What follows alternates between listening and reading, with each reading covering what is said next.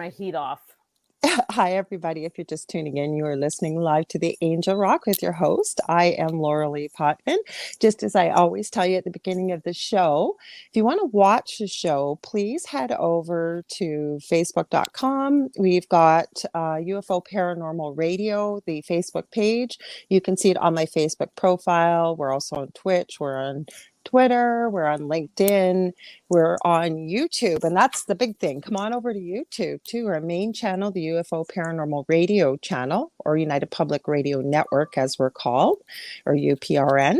If you've never been to the show, welcome.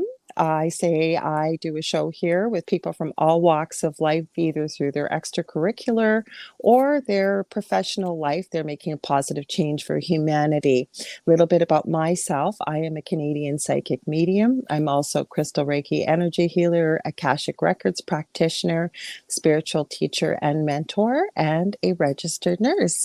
And tonight, one of your favorite guests, she's been on my show many times. I absolutely adore her.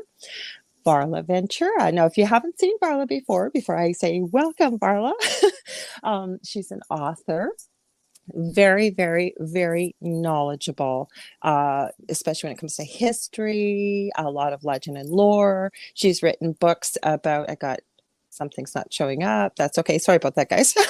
She's written many books about mermaids and fairies and vampires and werewolves and the absolute strange, the paranormal. Did I miss anything, Varla? Welcome. I don't think so. Fairies, pukas, changelings, all the Yes. kind of like weird cryptid things like that. Yeah, I think ghosts, paranormal. I think we pretty much covered it all. All the weird things that go bump in the night. I like it. You like it. Yes. Everyone out there probably loves it. So yeah, we're all on the same page. Well, that's the thing about the paranormal. Well, actually, I can't say I ever went looking for the paranormal. The paranormal found me. That's how I discovered that I had these gifts that I've had my whole life that I never realized about. But you know what the thing is? It's so isolating. I always said this, right? With the paranormal, it's not like you can walk up to somebody in the grocery store and say, hey, get any ghosts in your house, or talk about the paranormal. But when the subject comes up, people come out of the woodwork. What's your experience with that? That's very true. And actually, one of the things I think, there've been shows like Coast to Coast that have been on for decades really now. Yeah. But I think that one of the gifts of having more and more ways for shows like yours to be on. So there's like, there's podcasts, there's live YouTube where people can like chat and connect with each other, as that we have grown as a community and people have been able to realize it's less isolating now than it's ever been. Because we can be very, very different people, but we can be kind of shared and united in these understandings and experiences that we have, like very, that there's something kind of uniting about not understanding the rest of the picture, or being having a shared unique experience, or just kind of wondering about what happens in the afterlife, or having these kind of very strange experiences, or if you want to even call them strange, or just sort of wondering, being part of that kind of unknown world. And it's very reassuring, because once upon a time when you pretty much just had like Fate magazine and hope that there were other weirdos out there like you, that's kind of why I started writing books, because I feel like that for me was very when I would read those stories and I knew other people were reading those stories or watching those shows, I knew there were other people that had those interests, and that was very reassuring to me to start to like meet those people. It's just you always hear that expression of like finding your people. And so I found, certainly since I started writing these types of books, sure, people have come out of the woodwork and been able to like, hey, I had this experience. But that's been really interesting to me, because sometimes people don't necessarily want to talk about it. Like they won't just like come out and say it. Exactly. But once you start the conversation, they'll have a very unique experience. And sometimes it's the last person you would expect. Exactly. Like it's someone you would never have that conversation with otherwise, or would bring that conversation or would bring that topic up. It might be like, I don't know, like your son's kindergarten teacher or someone Yeah. that you just would like not expect would even want to have that conversation. It turns out like they're really interested in seances, or they have had, this recurring dream that they really want to talk about. I have to tell you something though, and I don't know if so the other night, right before, so I do a couple things before every interview, and I've I've been on like hundreds of interviews over the last 15 years or so. And I Right. always like candles. I never do an interview without candles. I just, you can't even see me most of the time. I actually used to never even do live video interviews. I kind of like Okay. got over the phobia of that about, I don't know, 5 or 6 years ago. Okay. And I always pull a card or two. And usually I Oh. just do that just for my own kind of centering or whatever. And every time I'm going to be on your show, Yeah. or when I am going to be on Dell's show, I always get the high priestess or the priestess, and it's always you. I just think it's you. And so right before I was on Dell's show the other night, I totally pulled the high priestess, and I was like, Dell, I want you to tell Lord, this is the high. He forgot to tell me. Okay, well, you can go back and watch the footage. I was like, this is her. I want you to know. And so, of course, tonight I pulled just right before. I'm always scrambling at the last minute, but I was like, gotta pull this. Totally got the priestess. I knew I was going to, but it's still, you do your thing. It's just like pull the card that feels right. And I was like, yep. And it was the present card, because I usually just do like past, present, future, or sometimes just one card. And it was totally the present card. And I was like, knew I was going to pull that card because it's totally you. You're so going to I have just to tell for people that don't do tarot. I do some tarot, but I tend to not stick with the universal reading meanings. I kind of go with what the question is and what I'm seeing in the cards and what deck, but the traditional meaning of the high priestess for people that may not know. Well, to me, the high priestess is like just this sort of, very magical, very, sort of witchy, but like in the sense of like just understanding like magic and the elements and having a command of those and being able to kind of like teach that to other people. And so that would be me teaching. Yeah, totally. And I always get that card whenever it's you. So and you should know, crazy. see if it's still here. Is it here? Let's see. Is this it? Oh, yes, it is. Okay. And so I pull from I have many different decks, and I think I may have told you about this particular deck before, but this is actually the Thoth deck, which is the Aleister Crowley's deck. And I used to, so I have a really cool story about this deck. So we just like, I'm showing the card. So this is just to encourage people. It's if you've ever beautiful card. Gone to, if you're not on the YouTube, it's, you're missing the picture, but what I'm showing is the picture of the card. And I used to never like this particular deck. I used to work with it a lot. Just with people who wrote about it as just like in an editorial capacity. And I just never I never really got it, just some decks you just don't get. And I want to just say, like, I'm not a super well-versed in the tarot. Like, I just know what I know when I pull it. And like, that's how I am. That's like, how I am. So if I can read it, it's because I look at it and I understand it. And that's like I learned mostly from my mom and from books. And my mom is like a way more advanced tarot reader than I am. So I was like, okay, I can't really read this deck. I don't know why. I just like never really quite got the deck. And then one day I was visiting my mom about, I don't know. We're talking. About 10 years ago. And she's like, well, do you want to check this deck out? And she hands me this deck. And it's the Aleister Crowley. I just call it the Aleister Crowley deck. I know that's not what it's called. It's called like the Thoth Tarot. But I like to call it the Aleister Crowley deck because I think it sounds better. So she hands me this deck, and it's in this like woolen little bag. And hang on, did I lose my? I hear you still. Hang on one sec, Varla. I ended up unplugging you, moving this here. Go ahead.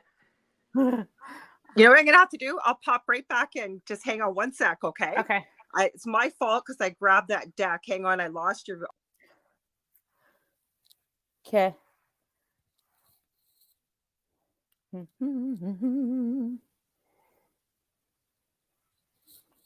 I think I'm here by I'm so myself. sorry about I that. think I was there by myself for a second. I I guess didn't my say anything. I headphones tried have not to say decided anything. they're not going to let me use them anymore. Hang on. Go ahead. No, I guess we're not using them. Go ahead. Oh, your headphones. Oh, yeah. I could hear you the whole time, actually. And you disappeared for a minute. And then now you're back. That's I said. Hang on for 1 sec. I don't know why my audio has decided it's going to go crazy on me here. Okay, go ahead. What deck did you just grab? Oh, what I grabbed. Well, I was hearing about your story, but what I wanted to show everybody is, for example, okay, I don't use tarot. Is not my favorite deck. But when you were talking about how you just don't always connect with decks, okay, I have one deck like that. And it's actually computer generated crop circles. And when I got this, I think it's the Council of Seven deck or something. Okay. I got this deck and it was about 15 years ago. And I went, oh my God, what the heck is this? I'm not going to use this. And all of a sudden, over the last few years, I love this deck. I have connected. Yeah, The guy has seen all these crop circles. He's computer generated them on cards. And people ask me whenever I use it, oh my God, where'd you get that deck? It's not even in print anymore. But I hear what you're saying. It's the Arcturian Council of Seven deck. But I was going to say, this is the Supernatural deck. Ooh. I won't even have to look at the book because I know the show so well. When the characters come up, you know the meaning of the character and what's behind it. Yeah, that's a really good way. If anyone is like wanting to learn tarot, that's a really good way to learn. If you can find a deck, like actually one of the ways that I learned to read the tarot when I was a teenager is I got the Alice in Wonderland tarot deck. Yeah. And like that's actually my like all-time favorite book ever. And I read it like a million billion times. And so if you get a deck that, even if it's like, if you're like, oh, it's a pop culture deck or whatever, if you get a deck that has some familiarity to you and you understand the symbolism based on something that you already understand, you begin to understand the symbolism of the tarot. And then if you want to, you can eventually then just transpose that into, if you want to do something more traditional, like a Rider-Waite or another. There's some really amazing decks out there. Actually, I was recently visiting, I was able to go back and visit my family, and I was visiting my like my nieces and nephews and stuff, and they had some really cool decks, including like there's this really cool deck that is just much more like it's just like a much more inclusive version of the Rider-Waite. It has it's much more representative. Some of the symbolism in there just shows like, I don't know. It was just like a way more advanced version of the Rider-Waite. And I was like, oh, this is just a beautiful, beautiful deck. Just some of what it depicted. But so just back to the Thoth deck, I was like, my mom hands me this deck and I'm like, what is this? This feels amazing. And I reach in and I pulled this card out, and I don't even remember what the card was, but I was just like, this deck just feels like, it just felt so good. It was like, this is just an awesome deck. So I'm really surprised because I have literally played with this, not this exact deck, but a variation of this deck. You know, I've opened and played with this deck many, many times before and just haven't really cared about it. And here I am, I'm just like in love with it. And it turns out that my mom had this friend, and I don't know, he just was this really unique guy. I mean, he was a friend of my family's, my mom, my brother, and my parents in particular. And he was a really unique guy, and he happened to have a lot of treasures that he liked to bury them. It was just something that he did. He buried treasures. Okay. And he had taken this deck, and I never really got the full story as to why he buried this deck. I can tell you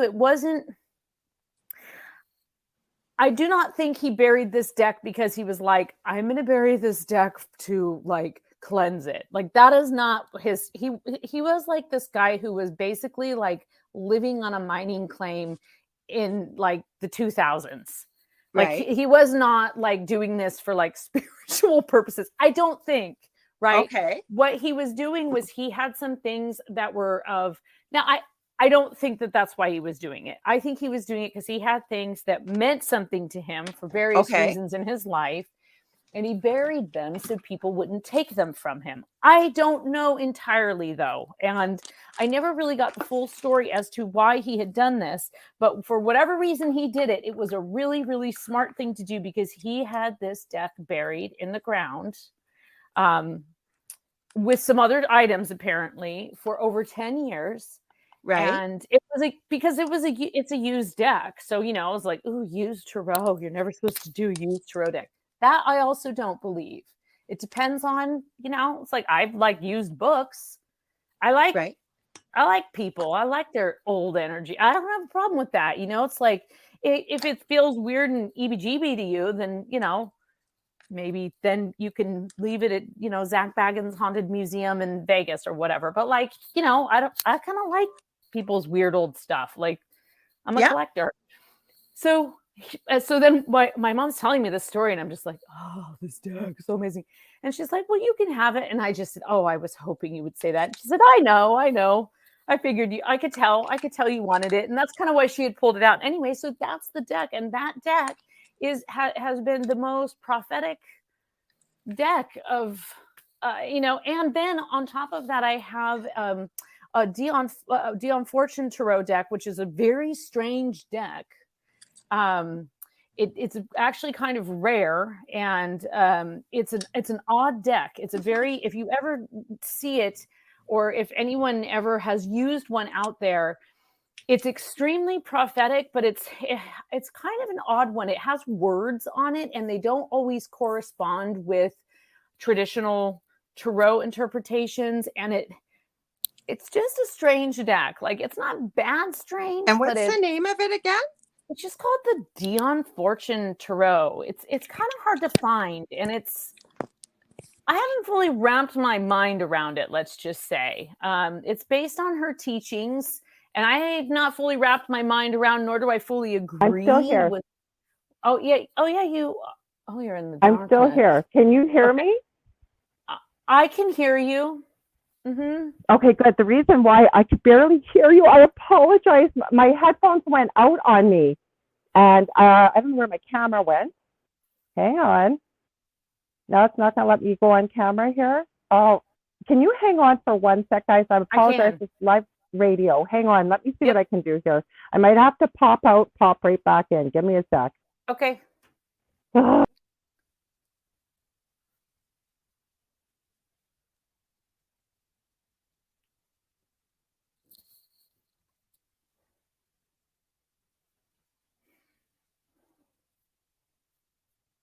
Okay, can you hear me? Yeah. Oh, perfect. Now I can hear you. That's why I was sitting so close. I was trying to hear you. It's with the iPhone that with StreamYard, for some reason, I never had to wear headphones before, but since we updated to the latest firmware, if you don't have headphones on, it is literally like half a decibel. Sorry, so I cut you off in your story because I could hear what you're talking about. I can hear you great.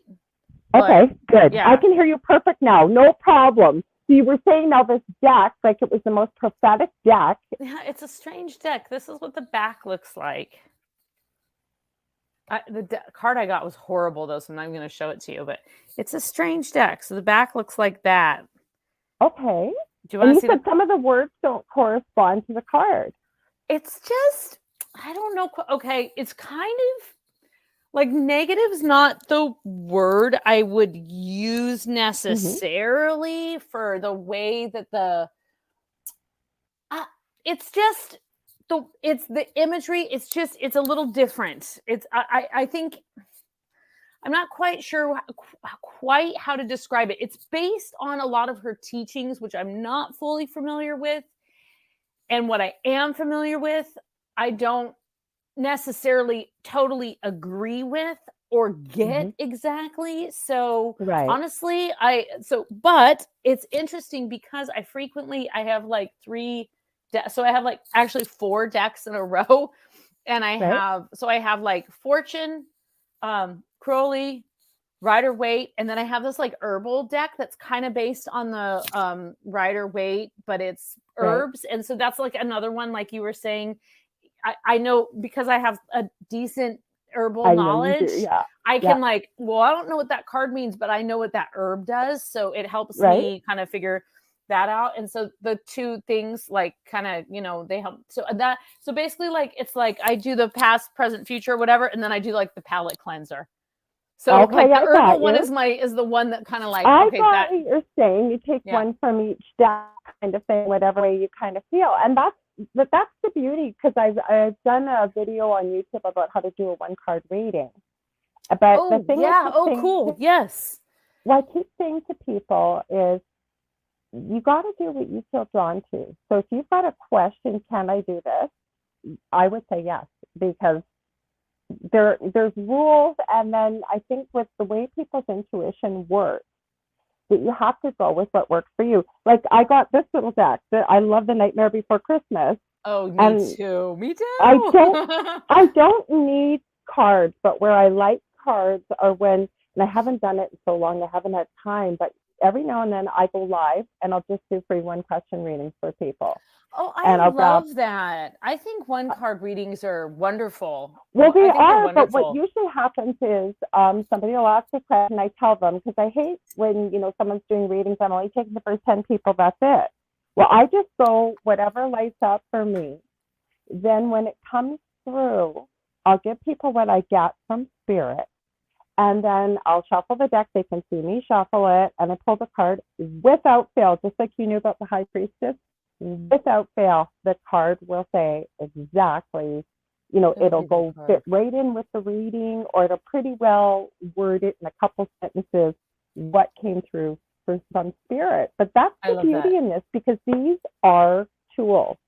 That's all they are. Yes. My son had told me about this. He loves, my older son. He's part of the LGBTQ community. He does some activism. He is a drag queen, a budding drag queen. Oh, so let me see. So check out the. I believe it's called. I'm just about to tell you we're on the same page. The drag queen deck. We have it. Yeah. We have it. I love that. Yes, but also I think I'm pretty sure it's the witches. I think it's the witches tarot is very. That's one of the ones that's very inclusive. It doesn't necessarily show, like, I think it has like not only people of varying, like, there's, you know, variance in skin tones, but there's also like variance in like relationships. So like, I think, I don't know if they were showing me the Lovers card, but one of my nieces was showing me like, just that it's a much more like inclusive, just in terms of how people's relationships are depicted in the cards. Like, it's not necessarily all, you know, male, female, gendered relationships in the cards themselves. Well, both my sons are gifted, as are most of our children. When we're intuitive, we know that they are. So he reads with that deck. Now, for me, but I think he reads with it because he knows the queen so well. Yeah, so he understands. Knows That it's the same thing. Like, I know exactly what that one means. Yeah. Yes, he knows exactly what it means. But you know what I wanted to ask you, I think is important. Hi, Dave. We didn't get, you know what, Varla and I get Dave. talking. Hi, Dave. I wanted to ask you this because I think this is important since we're on that topic. What's the history behind decks? Because I still meet people to this day who believe that they are demonic and they are evil. When I try and explain it's just a tool, just like a Ouija board is just a tool. It's all it is. Yeah, so I was just having that same thought because people ask me that question all the time about Ouija boards, especially because like in the more recent book, I have a whole section about spiritualism, and in particular, like how spiritualism, like women use channeling and the spiritualist tools as a means, especially during Victorian times, to actually have like, and well beyond, you know, earlier than Victorian times and well beyond, it's been a means for women in particular to have like a trade in society that isn't basically like, you know, I mean, the other things available, which is like, you know, servitude, being a maid, prostitution, like, you know, there aren't that many, you know, traditionally weren't that many channels for women. And so women could become authors, and they could become, you know, the Fox sisters made quite a bit of money before they were, you know, outed by one of their own. In Victorian times, though, right? Like the seances and all that stuff. Very much. Yes. And it was part of high society. I mean, in the U.S., it was happening in the White House. So what the president's wife was doing is totally like in vogue. Then everybody wants to do, Yeah. But the history of the car, I mean, that goes back. Like, I mean, I don't know all of the history, but one of the women that I have learned, like especially from reading and just kind of, I took a couple of workshops with, is this woman named Mary Greer, and she's like she's from the same town that I grew up in California. So I took some classes from her there, and then have read a bunch of her books on Tarot, and she's really, really interesting woman. She's a bit older than me, so she's been studying Tarot for a long time. Actually, she wrote this amazing book even prior to all of that called Women of the Golden Dawn, which is all about the women who like were, doing some of that like ritual magic during the time, like Sir Arthur Conan Doyle, and like I once asked her about that and if she would ever write a book like that again, and she just told me it was so much work, and it was just like really, really exhaustive research, because there was nothing like that out there before she wrote that. And her passion is Tarot. And I once went to her house, and she literally has like, how like in my house I have like wall-to-wall books. She has wall-to-wall decks. Actually, she's an incredible person. If you ever were looking for someone that like you wanted to talk to, somebody who was like the most interesting Tarot card history person ever, she's incredible. So anyway, she's just a really interesting, really kind person also. So she also introduced me to this thing called I think it's like I have incense going, so if I'm going like this, it's not a ghoul. It's because I had. I have a ghoul. I have about 80 decks myself. I have about 80 decks myself. Now that's not wall to wall, but I have you have so more many than I do, not for all sure. Tarot, a lot of oracle decks. Yes, exactly. And like she is the first person who I had ever heard of the Lenormand kind of cartomancy. So I learned a lot about, just from reading her books and from taking a couple classes, some of the history of just card reading from her. But I mean, it really goes back. So even just the word tarot, I think, is like an Italian word in origin. Yeah, I was wondering if it was French, and I can't think of anything in French. Tarot. I mean, I think it comes from tarot, which is an Italian word, but I don't really know. It could probably. I'll have to ask my adopted daughter. I call her my adopted daughter. I talked to her in a while. It depends on if you're Italian or French. Is probably like all my Italian friends say 7 languages. Okay, yeah. So it depends on like if you're an Italian witch or a French witch, probably. But I think they are both. Like, I do think, because I have seen tarot decks or replicas of tarot decks from the 1400s, 1500s that are like playing cards, but also were used for, because if you know how to read a deck of cards, you can read a deck of cards, right? Just regular cards, the Ace of Hearts is the Ace of Cups, right? The Ace of Diamonds is the Ace of Pentacles. Like, you can read a deck of cards. And so it was a secret way to actually be able to continue the psychic arts while, and that all goes back to that time when, the Medicis were practicing alchemy and magic back during the Renaissance, and the Church of England was trying to burn out all the witches. And so they all just went down into Italy and hid in the castles and did magic down there. So, there's like, there's a long, long history of that, not to mention the history of, fortune telling and magic and with the Romani, who were all over, not just in the Eastern European, but they were all over Europe. So yeah. So, I think it goes back pretty far. And I think that, it's little pieces of paper, and it was a card game that was a way to tell fortunes. But, we're just playing cards. We're not actually, because fortune telling was, for a while outlawed, right? So, no, this is just a simple a simple gentleman's game of cards, but actually, you know, you were telling cards. You were telling a woman if, you know, her prince was going to come or whatever kind of things were happening. You know, how many children or yep, how many children she was going to have, and all that kind of stuff. The things that people would ask you, you know, in the tent. But that's okay. So I've heard many schools of thoughts with witches. Now we've got. I don't consider myself a witch, but I do know, and I have this. Most true witches probably don't. Okay, because certainly back in the day, right? I'm going to tell a story on here. I don't think I've ever told on my podcast before. What happened quite years ago, probably about 6-7 years ago. I was mentoring, teaching, as you were talking. I love to do teaching, especially when it comes to what I'm passionate about. And I was mentoring this younger gentleman, and he said when he first met me, the first conversation we had, he said, "I know you." And I said, "Well, of course you know me. We're talking." No, I know you. And he told me he knew me back, I believe. No, this is the strangest story, but I've had it kind of validated. But I want to hear your thoughts on it. So he said, "No, I knew you. It was about in the 1500s." He said, "Your name was Maeve." And right away I knew it was Maven. My name was Maven. I have never heard that name before. I'm getting goosebumps telling you this. Oh my God, I totally just got goosebumps. I know. And then I can draw, okay. And I don't draw very often. Like I've drawn a lot of my tattoos and stuff, right? I got the urge to draw.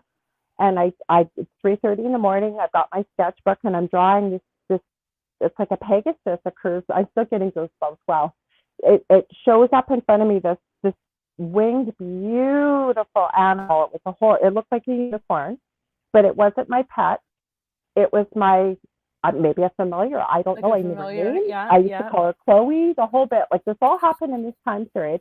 He claims, now you always hear that angels were never human. He says he was an angel. He gave me his name.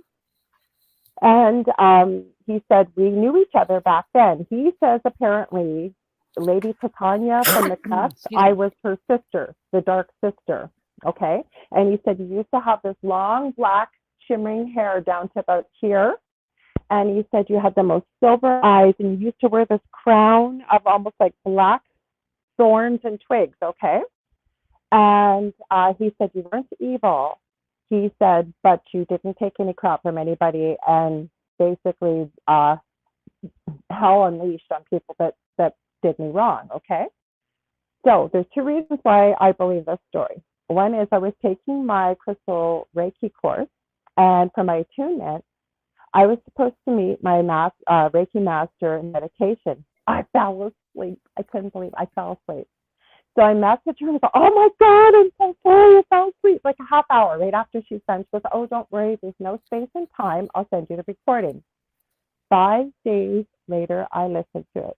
This is crazy. 5 days later, I'm in the room in my old house. I'm like, what am I going to sit on? I guess I should get into a meditation pose and some crystals, whatever. I grabbed this fluffy white unicorn blanket I bought. I had my hair all tied back like this. Okay, I don't normally wear it back like this.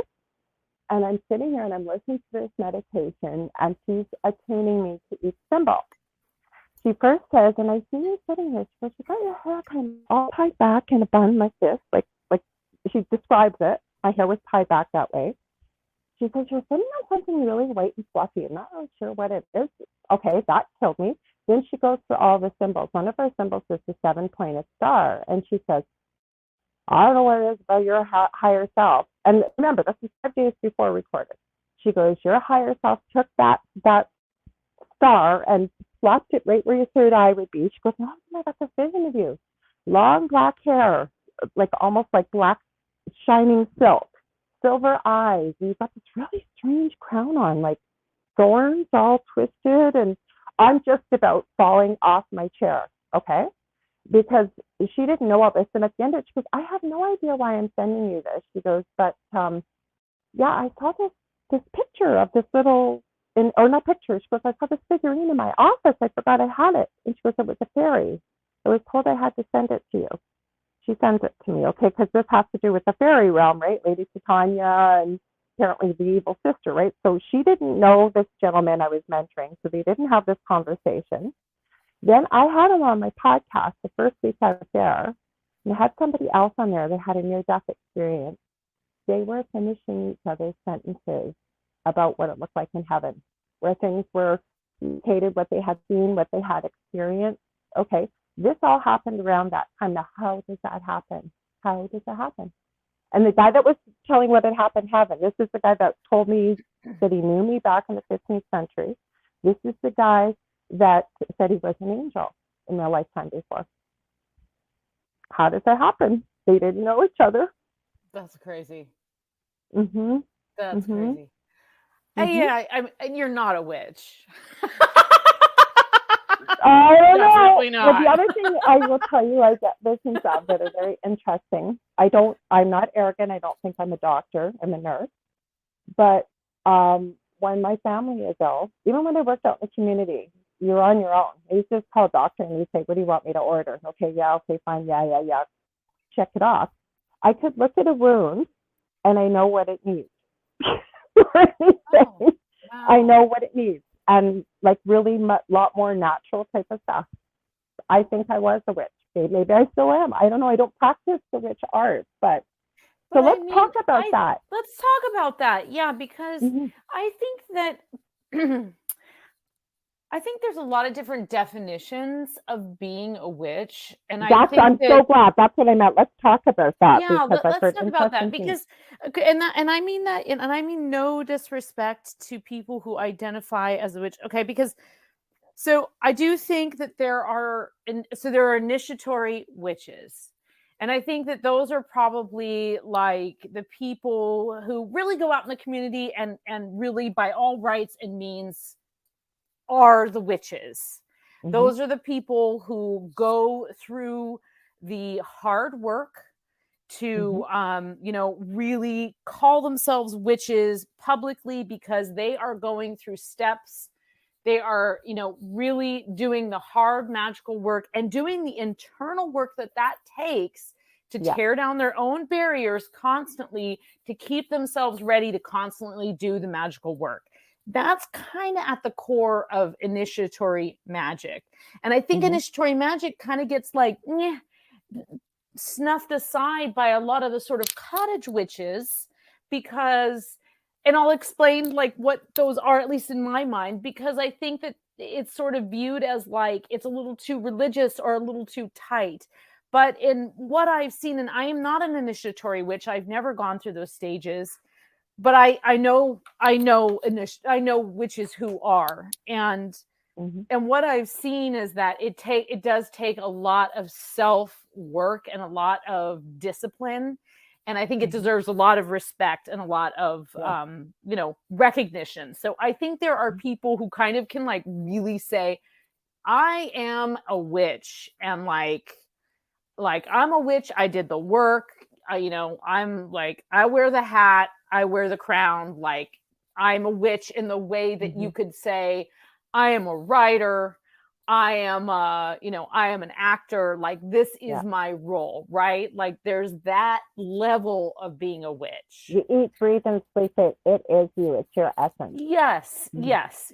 And I do. So then there are people who are, I think like there are people who identify as witches in kind of more of like a cottage witch sort of way, and that those are people. Witch, I've heard kitchen. Yeah, like kitchen witch, like maybe a little just more into might not even call themselves witches, but like are more interested in herbalism, into the healing arts, like witchy things. Maybe don't identify themselves constantly as witches, but tend to gravitate toward things that involve witchcraft. I might put myself a little bit more in that category. I personally, my mother is a witch, and so a lot of the things that I know about witchcraft, I learned from her at a young age, and so I wouldn't put myself in an initiatory witch category, but I have learned certain secrets about witchcraft that I probably shouldn't have learned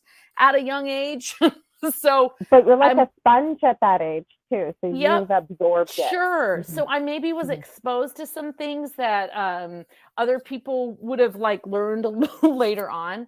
But you know, I'm a little bit more eclectic. I don't know. I'm kind of just a weirdo that likes a lot of things, and you know, I don't think you're a weirdo. Well, like a good weirdo. Like a good weirdo. So, you know, if I need to do certain things, you know, I know how to do them. And if, you know, I mean, you know, if I need to take care of some stuff, I can take care of some stuff. So I consider myself a witch in that way. And I certainly have done, I would say, some of the internal some of the internal work. I don't like to open myself up to other people. I don't like to open that part of myself up to other people at all. It's just I really don't. I don't like to open my spiritual self up to other. I don't mind talking about spiritualism and religion, and I actually love talking about those things and love hearing other people's points of view. But when it comes to me actually doing like ritual work or anything like that, there are very few people that I feel comfortable really revealing how I might go about doing that with. So I guess in that way, I'm quite solitary.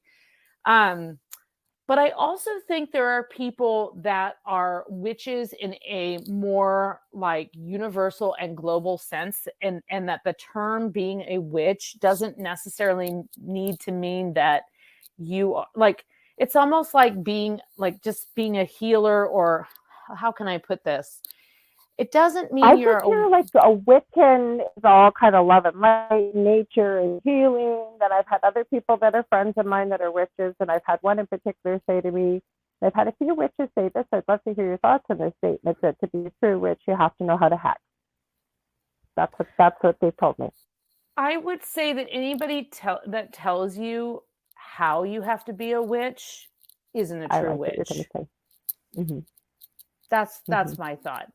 I would say that anybody that tells you how you have to be a witch, they can say how they have to be a true witch. I agree. They can have their own standards, and they can maybe have standards for their own coven and their own circle, and they can hold those standards internally toward the people that but they, that's you know, them. That's like anything in life, though, right? That would be like you saying to me, this is the kind of writer you need to be. And if you can't do this, you're not a writer. But it's the type of, or you're not a Catholic unless you do this, or you're not a, you know, it's like, no, you don't get to tell me, no, you don't get to conduct my soul, you know, and you don't get to conduct my creative being. And, you know, I'm just, right. And I'm like totally that kind of person. Like as soon as you say something like that, I'm like, yeah. Yes. I think that can go for anything. Thank you for your input on my inner soul and well-being. There's the door. But yeah, so I really important. I do. And I also think that, like, you know, everybody kind of has to, like, yes, people have to find their own path. And I have my own very, very strong beliefs. And if somebody were to ask me, like, really specifically, like, well, how would you do this? And I certainly have a few younger people, like a couple of, you know, there's one of my friend's daughters in particular asked me specific questions. And I have said to her mom, I mean, do you mind if I just like show her some stuff? Or, you know, or I've given her a few items, like, okay, here are some things, figure out what you know, here a little tiny cauldron and some candles, like figure out what you want to do with it or whatever. Yeah. But like you can, and also, you know, you can read, that's what books are wonderful for that, because with books you can take what you need from that. But, you know, I don't know, it's like anything, you know, you can call yourself a,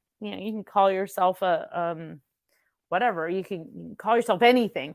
But I guess just getting back to the idea of like being a witch, like in a more global sense, like using the term, and I don't mean this in a religious sense or like even, it's almost like, I don't know, what would the equivalent be?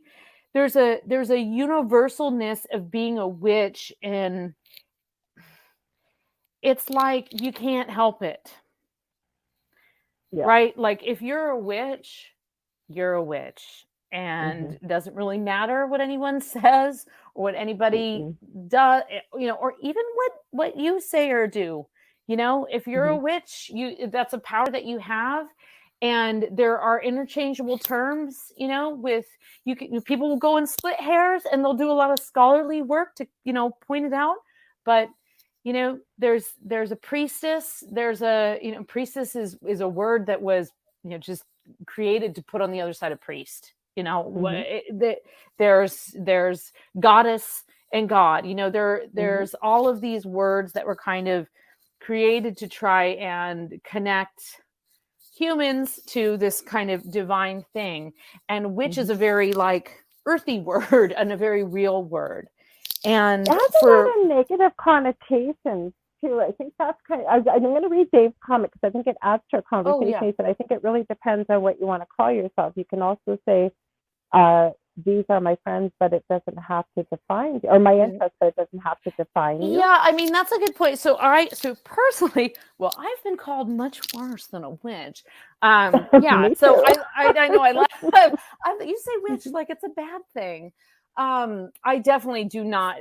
I have always been flattered by the word, but certainly some people are not, and it has negative connotations because negative things have been, it's people were murdered for it, right? Like we were persecuted for being called this. It was a bad thing to be called a witch. I mean, you were chased down, your children were chased down, your property was stolen, your animals were taken. Like it was not a good thing.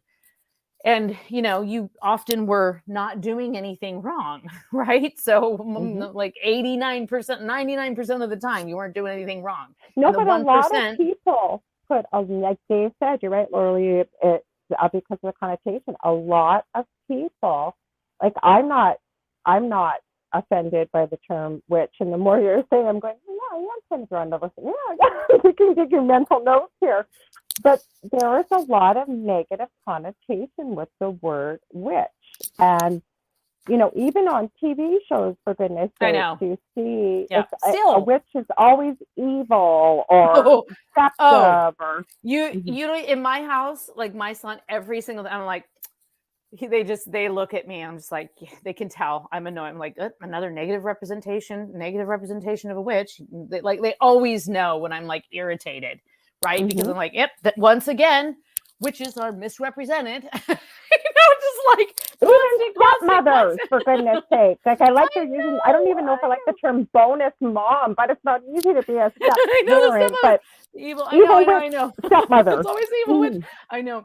No, absolutely. But there's a long history of the negative connotation, and that it's, it's someone who is ugly, it's someone who is bad, it's someone who is going to put a curse on you, it's someone who's out to get you, it's someone who doesn't like children, it's someone who is like, just rotten and gross, will harm you, like and stab you in the back, and yes, and that's because it often was little old ladies who were persecuted for witchcraft, because what would happen is they were like these little old ladies, they were often widows.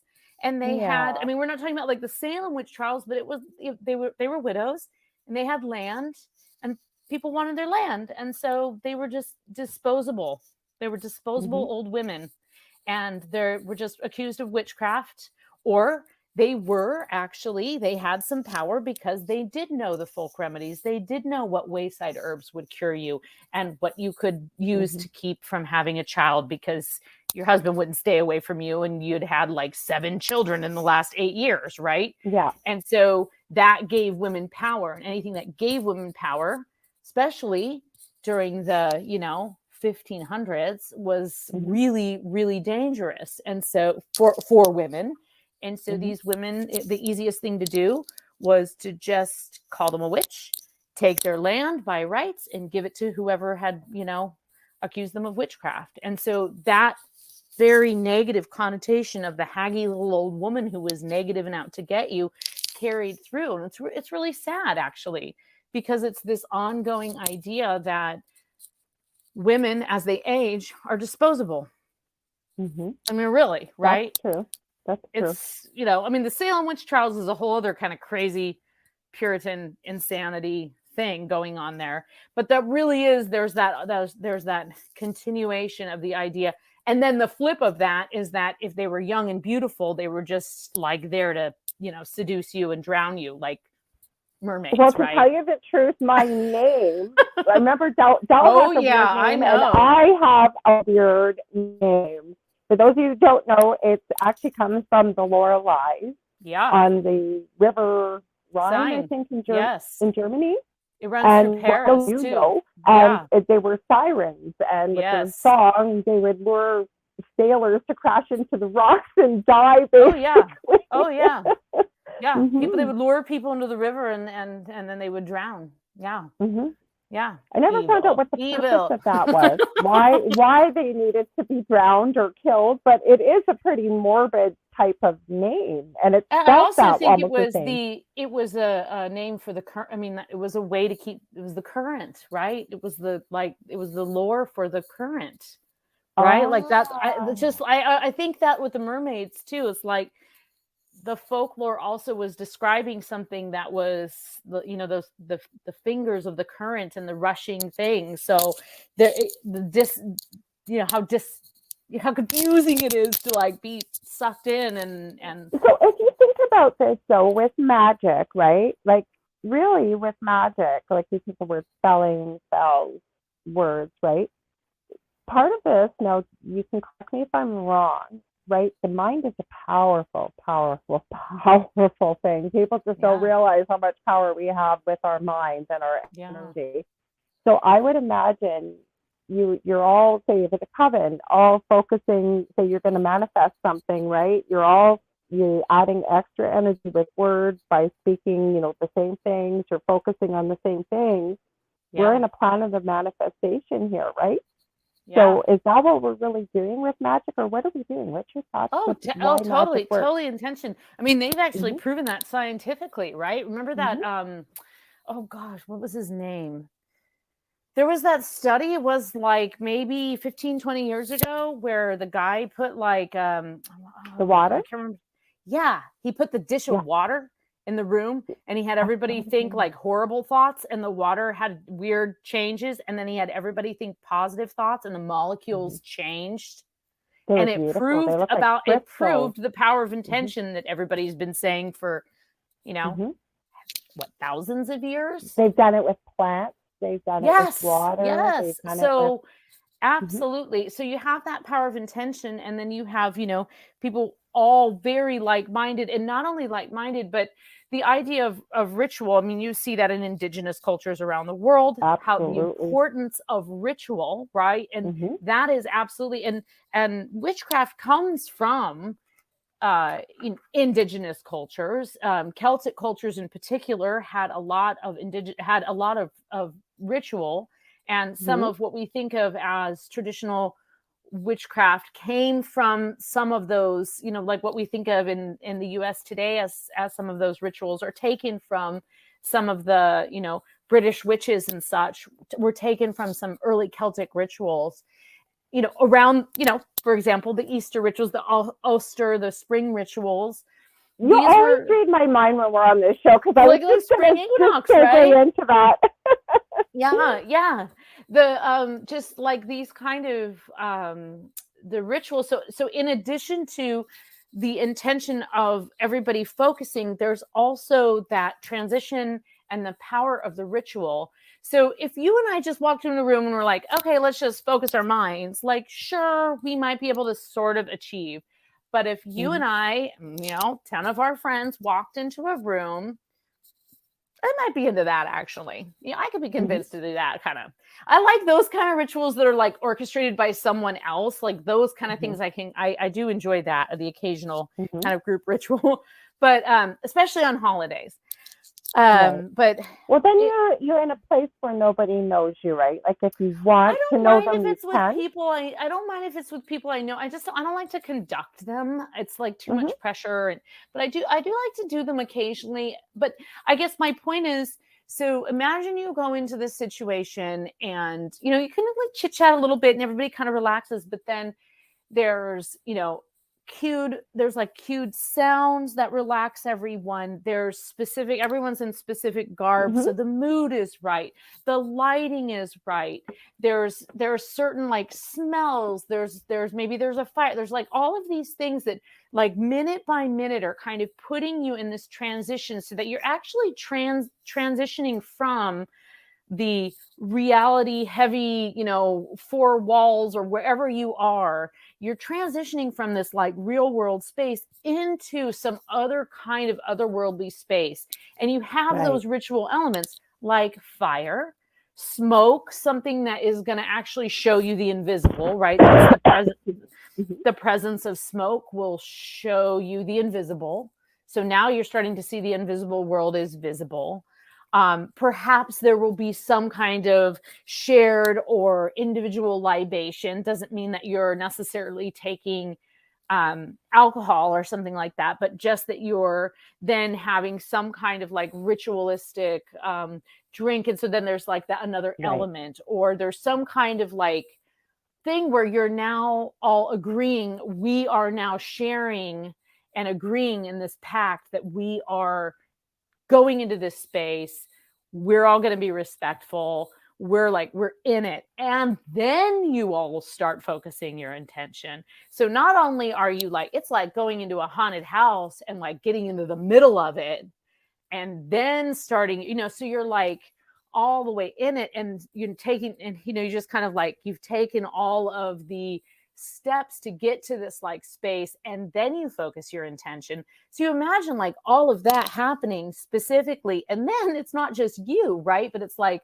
all these groups at the same night, all, you know, all the bonfires burning all around on the equinox, all around the hillsides, all around, you know, the countryside, all around the country on that time. Then of course that's going to have, you know, some kind of effect. Yeah. I wanted to say hi to, we've got Carrie, sorry, I haven't got my glasses on, Langdock. She said Lynn McTaggart has a book on intention. Yes. Dr. Emoto, thank you. Emoto, yes, Dr. thank Emoto you. with the water experiment. Yes, exactly. Yes, Lynn McTaggart, that's exactly what I was thinking of. And it was about what, like 15 years, maybe a little longer, 20 years ago. I know, that was a beautiful book. Yes, I remember that. That was great. So now with spring, like, because, you know, especially back in the older, you know, centuries ago, you know, this was a time of rebirth. And I know we've talked a little bit, let's talk, it's Ostara, is that the what it's called? Mean, honestly, I just always say Ostra, but I don't have no idea if that's actually how you say it. I don't either. Someone. I always get it wrong, but it's spring. We'll say spring then. Yeah. Right? Yeah. Well, I always thought it was like Ostra or Erstra because it kind of, it's like Oestre, and then that kind of ends up becoming, I've heard different sounds like Easter, so you know? It's like the word starts sounding like Easter, and then you figure out where they got Easter from. Ostra, that would make sense to me. Yes. Yeah. So now, where would that all? So how did we get? We know the Christian meaning behind Easter, but there's more than just the Christian. There's a pagan, you know, pagan background. Paganism came long before Christianity. So where did it develop? What happened with that? I think like the, you know, kind of like the early Celtic, it's based on what was happening in nature all around, right?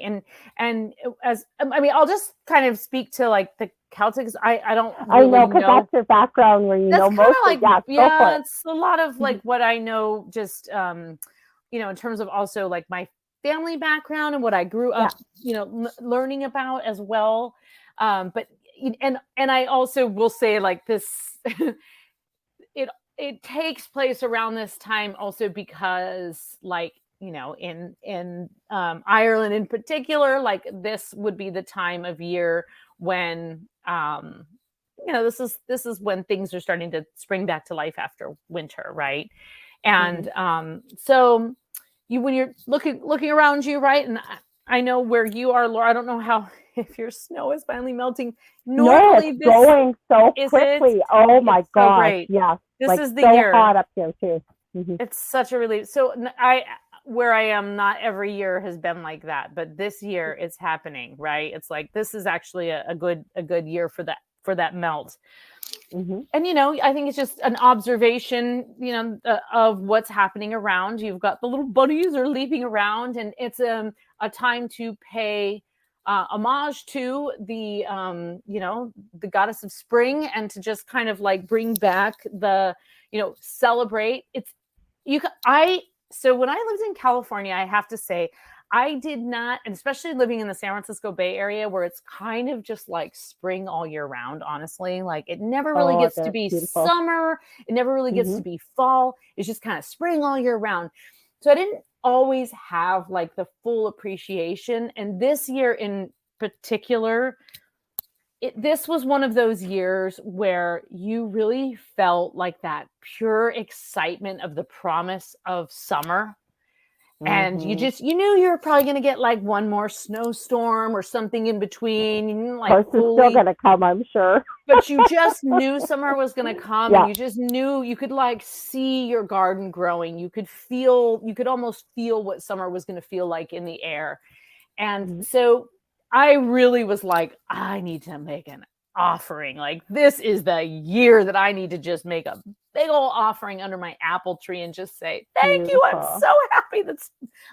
Thank you. Thank you for actually melting and bringing, you know, the seasons back. Cause this was one where I was like debating how. Well, we're so close. Dell and I were talking about that the other night. Once our border opens, we're meeting that you're coming to the cottage for sure. I know. I was seriously like, I might have to stow away on a pirate ship in the South. Like, I didn't know if I was going to make it this year. This was really intense. I was like, I might have to just get out of here. This is it. Yeah. We got a lot of snow in the north, didn't we? Yeah. Yeah. It was intense for sure. But I think so. Yeah. I mean, it was a celebration. And then, of course, the eggs are all another kind of like fairly obvious one, right? Because you just like, there's laying eggs time, and eggs are hatching, and we're going into this wonderful spring season. We're celebrating like the beginning of things. And so I think it kind of makes sense to have anything that is sort of like overlapping the sort of renewal and resurrection of things in any kind of holiday, they're all kind of overlapping this time of year. So whatever religion it is, whatever in the Northern Hemisphere, right? Because I have to say, like, I always get caught thinking it's not spring everywhere. Like, it's, you know, only in the Northern Hemisphere. Got to remember that. But yes, it's totally I have friends in Australia, as I'm sure you do. Yeah. And they're going to be having fall. Yeah, they're like, it's not spring here. But of course, they have a spring equinox, you know, just when we're having fall. And nonetheless, I mean, that's, you know, there's not like a huge, it's not a huge leap to think like, oh yes, of course, this would be a time when you would have like the renewal. Ishtar, when you have the idea of kind of, it's also like the Persephone, the Ishtar. Okay, so Ishtar is the one who like goes down into the lower levels and comes back up, as did the Persephone, who kind of has the deal with Hades and the her mom Demeter, right? Who's like the goddess of this. Right, Well, Hades is the one who took her to the underworld, right? Yeah. Took her. That's a kind of a weird, that's a weird story there. Yeah. So yeah. Like in the watered down version, she was like, oh, I don't mind being your wife. Right? In the No, not at all. No, not at all. You're cute. That's a Disney version. Yeah. In the Disney version, he's actually like weirdly attractive, and she doesn't mind being with him. Yeah. In the real one, she had no choice. In the real one, they actually plot to steal her, and she's still kind of a child. It's very weird, very creepy. Geez. Yeah, it's very creepy. But anyway, her mom gets her out. But before that happens, he sneaks a pomegranate seed in her mouth, and she's got to go back there in the winter. But she gets to come up, and it's the time that she gets to come up. So yay, she's with her mom again. So that's when she pops back up And yeah, and actually that whole thing is that's why there's winter, because Demeter gets really mad, and she basically is like, she rips down all of the flowers and basically curses all the land. She's like, nope, you're never going to have wheat, you're never going to have any fruit, nothing. And they basically make the gods are like, uh-oh, well, we'll make an agreement, we'll send her back. And then Hades is like, I'm going to sneak this pomegranate seed in her mouth before she goes back. And then that's the bargain, is that she's down there half the year. So that makes a lot of sense, though, when people didn't have the science and all that we had to make. What an interest. Yeah, I would have rather learned about stuff like this in school than all the science. I mean, I know science is important, but like, what a cool, it's an interesting story about what, I'm sure everybody sitting around the fire and the elders would be telling the stories and explaining how the seasons are changing, regardless of what culture you're in, right? Just the names would change and what have you, but you'd have to have a story to explain this, right? That would be like a really, really fun experiment to like say, if you really didn't know, like if you like put someone in a situation, we're not talking about like, a survivor or anything, but like just put someone in a situation, like whatever the situation is, and say like, okay, you need to come up with a story as to why this happened. There's there's no technology. This is not science fiction. Like, you need to tell me why this happens every year. Like, you got to explain it. Why does this white stuff fall from the sky every year? And you have to come up with some kind of myth or whatever and explain it, because there's no other way to explain it. There's no such thing as weather vanes or we don't understand about clouds and snow and sky. We don't know what that is. There's just cold thing that comes from the sky. You got to explain what snow is, or you have to explain what a lake is to someone. I think that would be a really interesting experiment, to try and get somebody to actually wipe their mind enough to like come up with a way to tell that story, because that's, that is, people were trying to explain the world to each other. I was thinking about this because my birthday is August 15th. So usually after my birthday, I forgot to mention I live in Canada, you're in the US, but we're just a border apart basically. I know, so close. Not very far from each other. Well, a little bit. It's a few hours, but compared to most people I have on my show, you're about the closest I think I've had, from across the border. So you're right. Like so that's what I say. My birthday is the 15th of August. So I'm about 6 hours north of Minneapolis, Minnesota, I tell people. So you figure around my birthday, it starts to get cool. And the birthdays in our house almost are scheduled like Delta's at the end of May. We know by the end of May that usually we're going to be able to drive up to the cottage. My youngest birthday is March 14th. It's always March break during his birthday, and things start to warm up. So, and then you had winter birthdays, so it's almost like you knew. And when you think about it, right, like you might think it was the worst weather, it was colder, it happened later or sooner. You have those benchmarks, and you realize, like when you get to my age, that holy cow, it seems to always happen at the same time every year, and it does. You could tell, like you could just tell time by somebody's birthday, or you could tell that's how you tell your story. Like, well, it's your birthday because the ice is melting on the lake. That's how you know it's your birthday. You don't actually have you're not allowed to have a calendar. You just know that the ice is melting on the lake. You can, like that. I mean, it would just be really, it would be an interesting experience. It would be very interesting to try and live a year like that. You'd have to sell the story to someone so that they could pay you to live for a year like that without a calendar. You wouldn't need money. You need money after, but you'd need money before and after to live without a calendar. That's my birthday, Carrie, August 15th. Carrie's been putting, sorry, you know what happens, Carrie? I haven't seen you in the comments before, but Varla and I get talking. We could talk for hours. She said we should learn myths and science both. We're finally getting to that point, like the ancients. I don't know. You know what I just said to my partner, Dell? I should give him a shout out, as it's 11:11 my time, must be 10:11 your time, 10:11 your time. Is knowing what I know now, I would have raised both my boys so completely differently. completely differently. I don't have regrets about it because I realize everything that happened the way it was meant to happen. That's the way I believe it.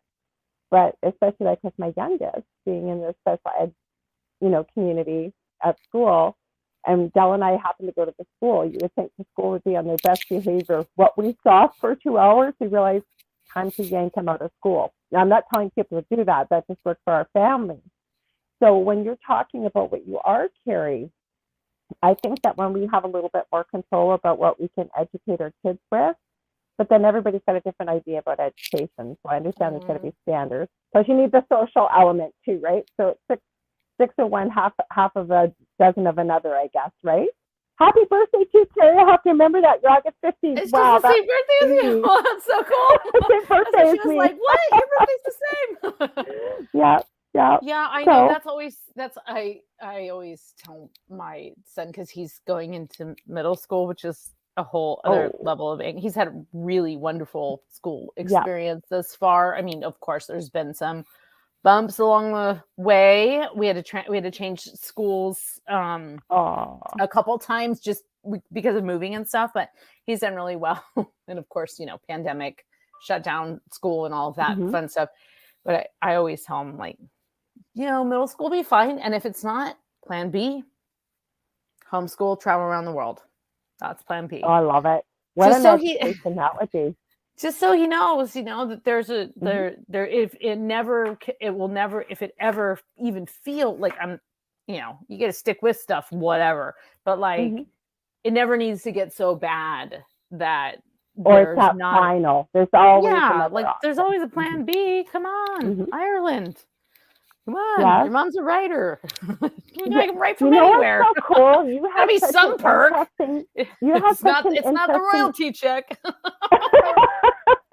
You had such an interesting upbringing, because the people that I meet, that they were exposed to a lot of the stuff that people may consider weird, right? I don't consider it weird. I wasn't raised that way, but I know that my dad's mom had abilities. And I always joke that, well, I don't joke, it's the truth. My mother makes fun of people like myself, like would never in a million years. Like this would just be an absolute embarrassment to her. But it is what it is, right? You are who you are. But I think that when you're raised as a small child, being very open-minded about a lot of the stuff, because like you said, you've talked about this a few times on this show, very unique upbringing. And last few guests I've had recently, it wasn't odd to talk about ghosts. It wasn't odd, like you said, about the tarot or your mom being a witch, or like that was just your norm. And I think it makes you a lot more open-minded type of person. What's your thoughts on that? Yeah, she's probably even more open-minded than I am, because she was raised Catholic. Ooh. And so I know. So she's even more open-minded than I am, because she has not that I have nothing. I would say she's actually more educated than I am in terms of religion, because I'm not like disparaging of like Catholicism. I just have I have no experience with it. Like, you're not missing anything. You're not missing anything. My extent of it's funerals and weddings, honestly. I went to Catholic school. I was forced to go to church every Sunday. I was forced to, and I always say I don't have a problem. You know what? I always say it's not my job to judge. So people that need religion, they have it. Leave that to the Catholics. For me, just kidding. And this is my analogy, and Del and I are on the same page with this. I meant to say that the Del, as we call him sometimes on here, he has to show the delicious recipe, and my real life partner. But we both, his mother's uber religious. And Nathan is religious. He's been baptized 3 times. He knows the Bible way better than I do. I don't know it that well. But we both, and if I'm going to use religious dogma, I always say, if God is everywhere and God is my father, I don't need to go to a special building to talk to my father. I don't. And if he's everywhere, that's my analogy. And like I say, some people need it, and it's what they have in their life, and it works beautifully. And like we just talked about what it is to be a witch. It's the same thing. If it works for you, great. Exactly. And so And so my mom, because she was raised Catholic, and her parents were really, really interesting, really good people. Mm-hmm. I think I've told you before they were both deaf. And so Oh, my you mom's did. Yeah, you did. yeah, Yeah, I yeah. So remember my what you did. Yeah. and so and with my mom or my grandmother in particular, she had a lot of psychic abilities. Mm-hmm. So like, and they used to do like parlor games where like they had a lot of friends from the deaf club, and they would Mm-hmm. come over and they would sit around the table and they would all like think of something and then have like my uncle like go and get the object from the other room. And of course they weren't saying anything because they wouldn't even sign it to each other. So they would Mm-hmm. like, do the, and that was like really popular in the 30s. It was kind of like the tail end of all the like spiritualism and stuff. Telepathy. So yeah, telepathy. So she had a really interesting upbringing, and she was raised Catholic. I think she went to public school. I don't think she went to Catholic Mm-hmm. school. But she was raised Catholic. They went to school. They went to church. They went to deaf mass. So actually, I should say I have Wow. been to a deaf mass, which was really cool. Mm-hmm. And then so I would say like she's a little more open minded in that she kind of understands the connections between like a lot of the Catholic rituals and the other kind of because she's Mm-hmm. done a lot of like the high priestess work with like just this different kind of ritual magic. And so she sees a lot more connections with some of those things than I do because I don't have that religious You don't have background. both sides, but Yeah, you're I right, don't have because both I would sides. not consider myself well versed in, witchcraft, but with enough Yeah, study and reading and learning, I can see many sure. of these things that came it has the label of Catholicism or religion slapped on it. Yet Yeah. you can see where the root came Yeah, you from. can see like Mm-hmm. totally you can see parallels. So she's like really and that so in that way she's a really really good person to talk to because Mm-hmm. sometimes she'll like point things out where I maybe have like a blind spot or I'm just like not thinking of it in a holistic way, which is really good Mm-hmm. because I don't always like think of things in that holistic way because I just like I don't always just like sometimes I'm dismissive. I will say I am guilty of being dismissive of that point of view because I'm never exposed to it. And that's something Mm-hmm. like I know I need to work on that and not be so dismissive because I'm not, I'm like, oh, I'm not Catholic, so whatever. But it's like, okay, Catholics Well, and you're witches not. can Well, go I would on. I would say that because you weren't raised that way, right? Like you said, it's not something you would go to right away or necessarily see the comparison. I could see Right, that. How do you right. know if and plus, how could you? I hear what you're saying with being dismissive, but if you don't know anything about it, you don't. Right. But What do you want she's to? like really good about like Mm-hmm. it's not necessarily her default, but she's really good at seeing like those connections and Mm-hmm. so she's very interesting to talk to you about that. And I don't remember quite how we got on that, but she anyway, so she has had this really really interesting background with that. And for me, I was kind of my exposure the good part of that is that my exposure to Catholicism has been through her and Mm-hmm. and therefore it has been basically just like the good like the saints like the Mm-hmm. good parts, the cool candles, the That's what I'm saying saints. about being raised the way you were. That none of this was odd or strange. Well, and Whereas, it wasn't forced. So it was like, okay, this beautiful church is here and this church is important. And I went to this, like she was telling me about this church she went to in England, and she said she went to it because she suspected it was on these ley lines. And when she went to it, she and her friend went in there and they both started bawling and they didn't know if it was because it was so moving. And then they, just having a lot of conversations about kind of the overlap there um without necessarily a lot of the defense, because I don't think her experience with Catholicism was as negative as other people her age. And mm-hmm. and I think that's probably because her parents they didn't quite force it on her to the level that because No, and they it were Italian sounds that Catholics. way. Because what you were saying about them both being hearing impaired, when I was thinking about that, right, when we have one sense go, all the other senses become that much more powerful. Now think about that, like you said, that parlor game they were playing. We are capable of telepathy. Yeah. So you figure how powerful that must have been compared, because they have to use, you know what I mean, other senses. I wonder if that's part of why it worked so well for them. Oh, they were really funny. My grandfather was deaf mute. But my grandmother didn't lose her hearing until she was 10, actually. So she could speak, and she could actually hear a little bit if you turned something up like super loud, and she could read lips. Right. But my grandfather lost his hearing when he was just like a little tiny boy. And I he have was a also cousin that's deaf and has a cochlear implant, but she got it quite late in life. So unless you're around for a lot, sometimes it's a little bit hard to understand. And she's so patient with you too. Absolutely. So I've been around that my whole life too. Yeah. And I often want, like, okay, so this is my sister and I, we have this conversation all the time. What would life be like for our grandparents if they had cell phones where they could text and like text their grandkids and communicate in that way? Because they had the thing where you put the phone down and then you type, and you couldn't even really, like, if you needed to call someone, you had to make sure they had the other machine on the other end. You couldn't just call somebody. Just so many little things, so many advancements in technology now. FaceTiming with, like, you can actually put, you know, when you have a Google call with someone, you can actually put subtitles on it now.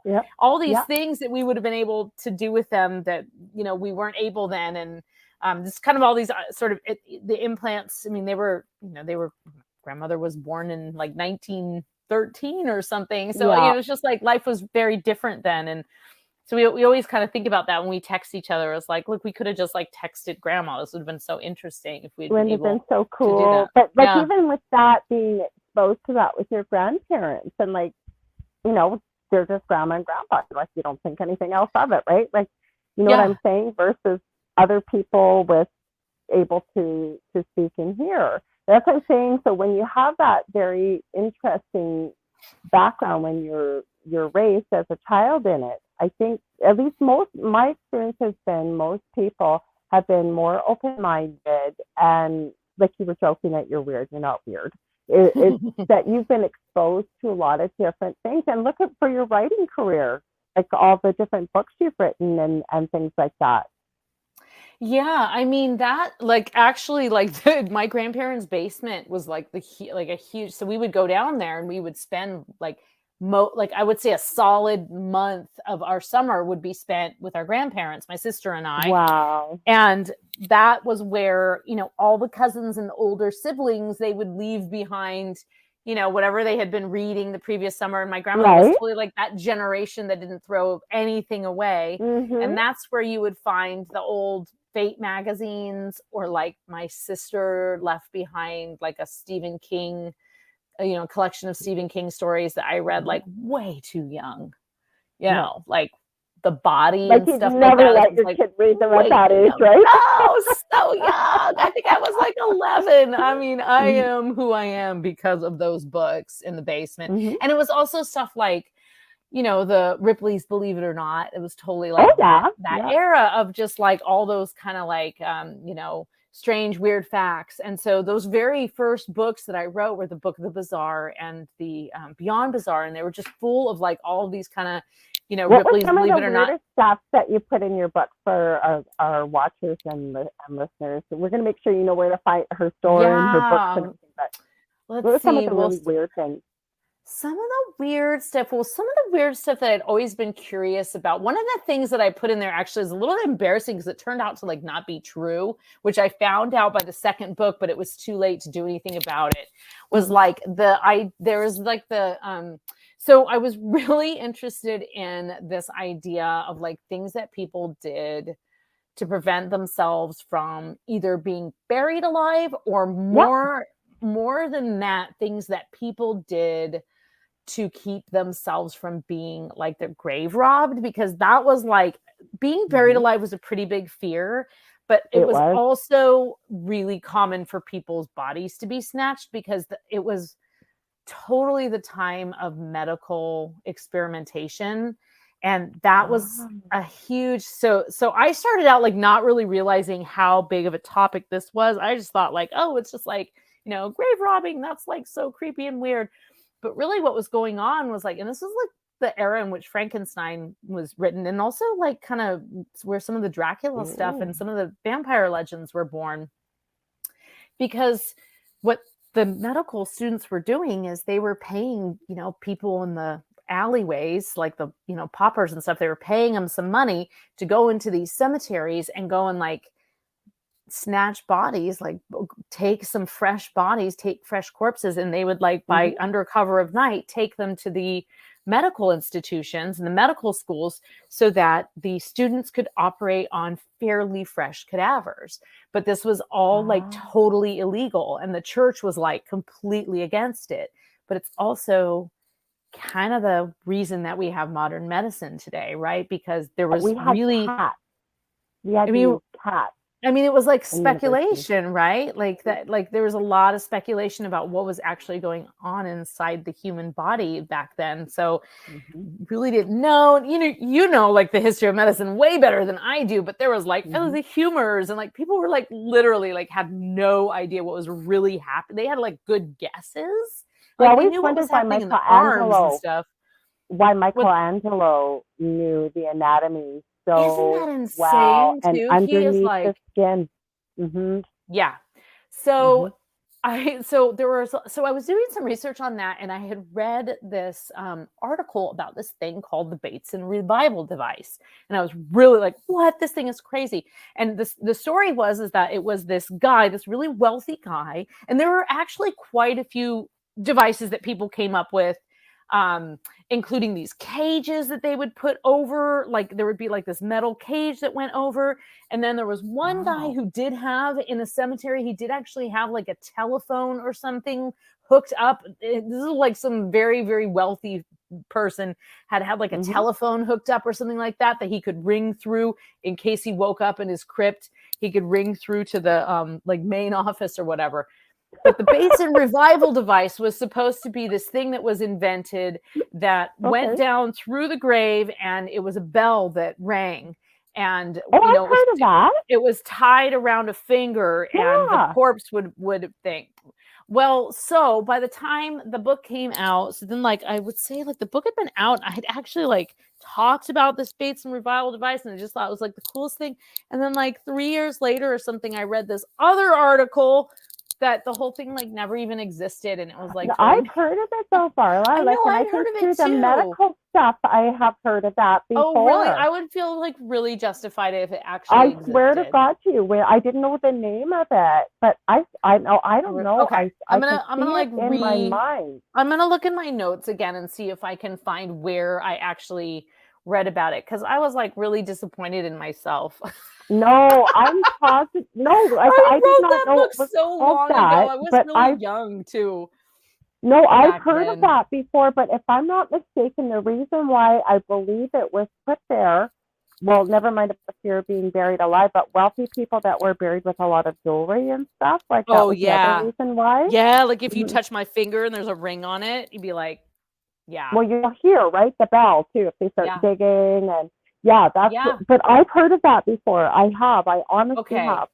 Okay. I actually have I don't like know exactly which one is where, but I actually saved all my notes. I wrote that book almost 20 years ago, actually. That first one. I just realized I should look and see the date. Yeah, I want to say, is it possible? Almost 20 years ago. The Book of the Bazaar. Pretty quick. Maybe I'm wrong.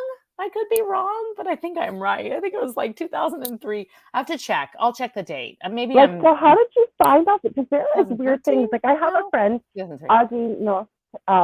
He's done 3 videos. I usually share them with all kinds of people. One is strange things actually photographed on the dark side of the moon. And he will tell you where he got it, the longitude, the latitude, where he bought it. It's only about a 20-minute video. The stuff, and I just about fell off my chair. Now, the one that got me, and I think it was the Mars video, it's either Mars or the moon. There is an actual human figure, no helmet, nothing, just walking along Oh my on God.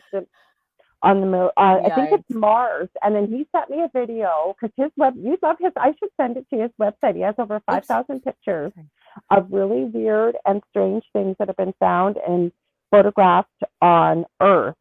So like he's the one that really got me because I'm into fairies and stuff, right? There's an absolute perfect humanoid skeleton about this tall, and perfectly formed. It's not fake. It was found, and he tells you where everything was found. He's got a lot of stuff with aliens, UFOs, the paranormal. Every time after our you always send me like it's I know. It's like I count on it. Like, okay, I'm gonna have like rad things to look at for the next 2 days. Well, what about the gnomes and the gnome videos and the elf videos and the stuff? one that the best one you've ever sent me was that one of the, like, I think it's in England too, and it's like a dad I was goes just into thinking of that. That's I love that one. out. That's the most real one to me. That one was like the most real one of like a dad. He goes into the backyard and the he like goes in and he's like with his kids and he's just like do. The kids want to show them something like a new like outdoor playground or I forget all what of it a sudden, and it's like it's just there's just something about it. It just feels like really real. I think it's real. Real, yeah. Because the kid goes, what is that, Dad? And he goes, what is what? And then you look and this. Oh, I get goosebumps thinking about it. Yeah, it's not like creepy or anything, but it's like it's like kind of like wait, it's just very like I don't know, it just feels really real. Like it goes really quickly and it kind of it really did. Like if they faked it, they did such a good job that I just am gonna believe it. Like I believe it, but when you look them, I'm accepting it. Well, when people are wondering what we're talking about, you can look it up. A lot of them are on YouTube, but look up real fairies. Now, the one I will warn you about, that is not real fairies. It's a guy, he's from England, and he's got a beard and glasses, and he's traipsing through the woods, and he's got all these videos. He looks like he's got a little brown fairy kind of popping up behind him, and you can't tell because it's so far away. You see something moving and whatever. Now, there is a guy, I think from Norway, that takes videos like this on YouTube, and he debunks them, but he's very kind. He's not mean. Yeah. And we end up finding that this guy that claims about all the fairies, he's a graphic designer in his other life. But he was so sweet about it. Like a lot of people love this guy's videos because of all the nature and what have you. So I like somebody that does that tells the truth, but doesn't tear somebody to shreds for it. Yeah, absolutely. Absolutely. I'll have to know that video is crazy. So what are some of the other strange, and we've never talked about that because I think, people don't realize some people never leave their own city. They never leave their own cities. They have no idea what goes on. I know people who never leave their hometown. I mean, like actually people, I mean, some of my, I know people. A lot of people. I mean, like some of my family, like they haven't traveled a lot. They've traveled a little. I've conned some of them into coming here to visit me here and stuff. And you know what? Actually, that's great. Did I tell you about my brother and the chunk of amazing crystals? I think I did. I told you offline. I think so, but share that. I think that's interesting. Okay, so the same mountain where the tarot cards were buried, my brother walked into this mine and came out with these amazing crystals that he found in there. So my brother hasn't traveled a lot from where, we grew up, but he has found some amazing places that I've never even been to right there in that small area. So I guess that's kind of, like perspective too. It's like, he's been to places I didn't even know existed, including like crazy, amazing mines with giant, gorgeous crystals growing in them. So I'm trying to think like, what were some of the other weird things? So, so there was like a lot of I had this whole chapter on strange laws, and I would have to it'd be kind of interesting to go back and revisit a lot of those, but there's like a lot of strange laws that are still on. It was called, the chapter is like strange laws still on the books, and it was like ridiculous things that were put on the law books back in whatever, when the laws were made and the states were formed, that make 0 sense and are completely Even ridiculous. back in the day. Yeah, like it's illegal to whistle after 11 p.m. in, Natchez, Mississippi or something like that. I don't remember the exact one. Wait. Okay, so let's hold that thought for a second, though. So think about that, because I know with Dell and his little people that he's really into, that there are certain legend and lore with the First Nations people that when you're, say, out in the woods, especially at night, you don't whistle because you can bring on these beings, these little beings, and I don't know if they steal your children or what they do, but like the elders are very, very, very adamant. They do not whistle. Like you just cannot whistle when you're out in the woods. So maybe there was actually something to some of this. That would be like an interesting thing. I think there's a lot of stuff in those books that, again, like I was significantly younger and not nearly as experienced of an author or researcher. I mean, I think they're great books and they're really fun, but I think it'd be really interesting to go back and revisit and see, like, even the second one, I think, was like a little bit more just well-rounded than the first one. Like I kind of, and the other thing about the first one is that I had never had a deadline like that before. Like I was like, sure, I can do that. And then I was like, crap, I have this like huge book and I have to turn it in by when? And so there was just a lot of pressure. And so I think I kind of just like cranked it. You have to start somewhere, right? That book did really well. I mean, it is actually, I think it's like, because there's not many books out there like that write the and way it was a totally write. Also, the other thing is, it was a totally, like, it was it 2000? I have to look up the date. It was like, I mean, obviously the internet and stuff existed because, it wasn't that long ago, but it was just like different. It was like, I used I still do because I'm kind of old fashioned, but mostly books. So I spent a lot of time in the library, and my own library, just expanding my own library, totally expensing like tons of rad books. I totally did that a lot. I have your fairy book, and I love that book because you told so many, the way it was written, it went through a lot of the different lore and legend, and then, but it went back, there was little illustrations. I remember like little bits and pieces of history from Celtic, mostly Celtic, I like about it, but it told stories too in it about that book. I got more, by the time I got to that book, I was like much more comfortable with like actually weaving stories together. And I think I feel like by the time I got to like the Banshee one,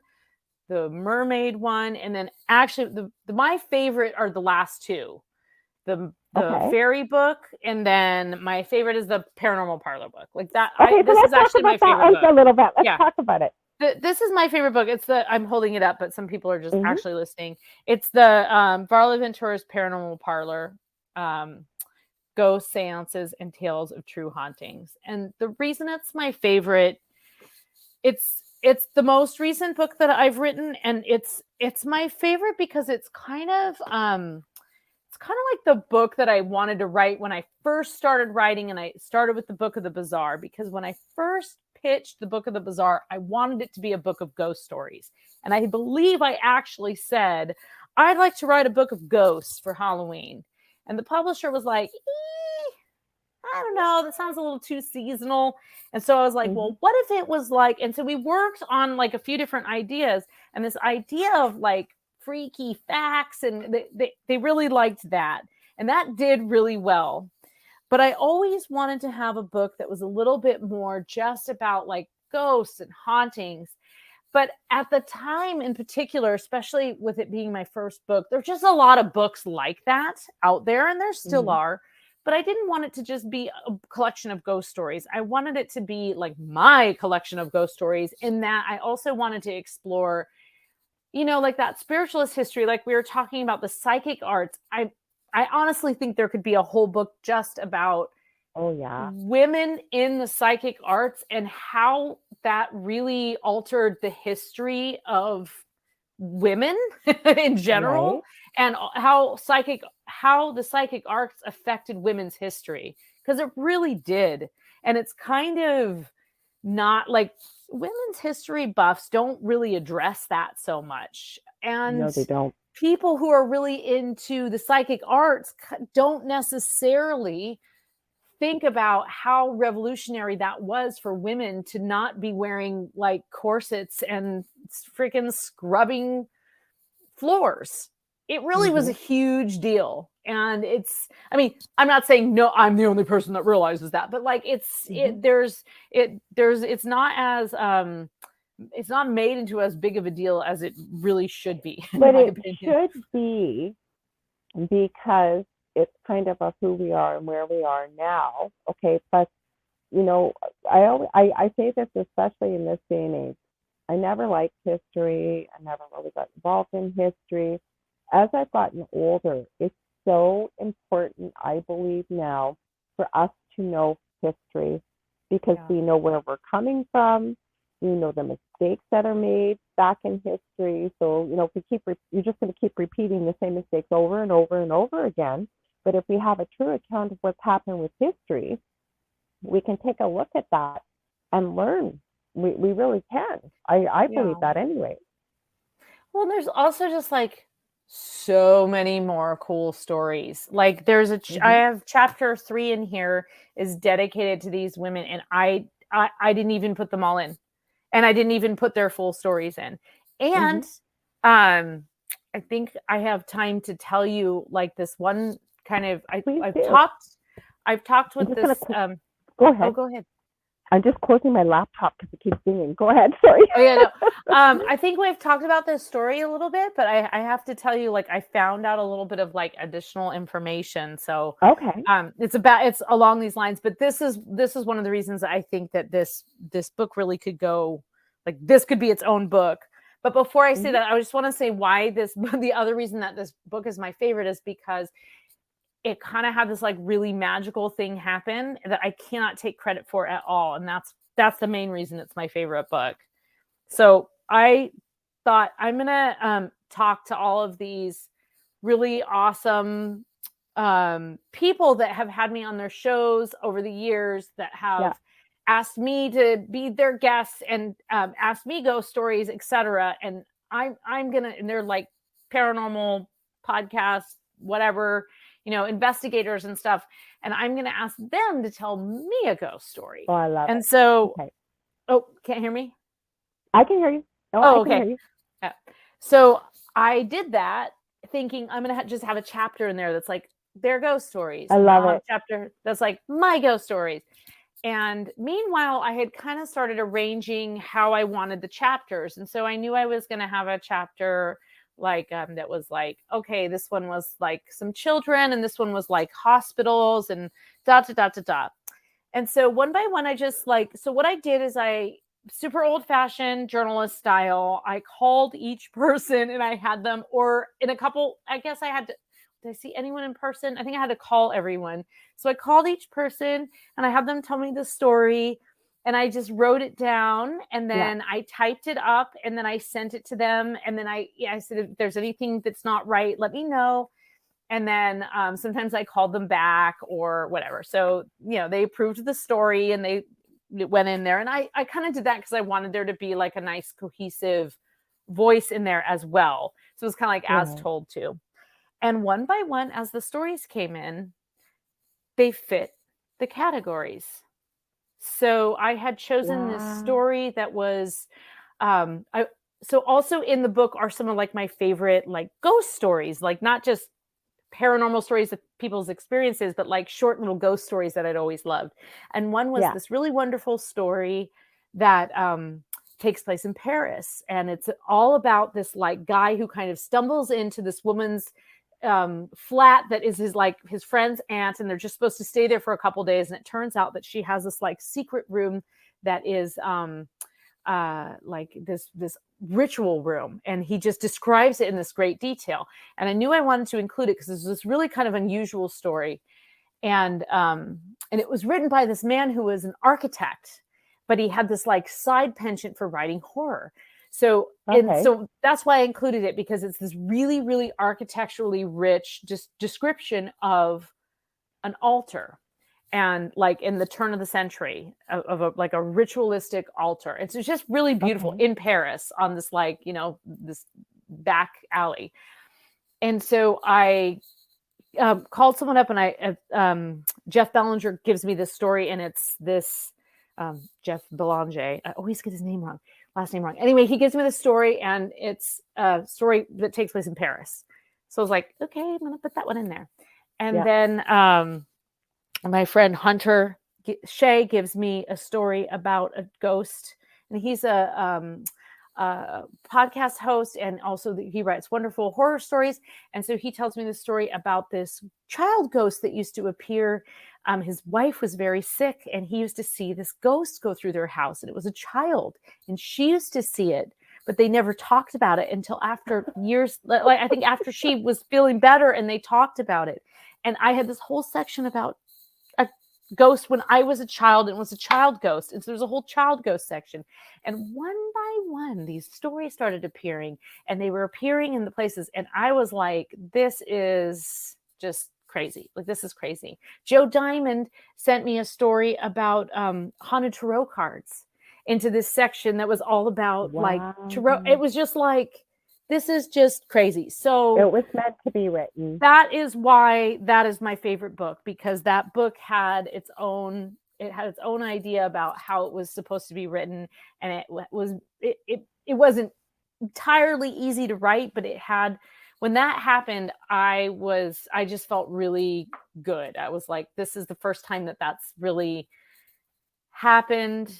And I had that kind of like those chills where I was like, this is the, you know. And then actually when I sent it to the publisher, they said, we have to cut some of it. And I was like, well, I'll cut one little bit.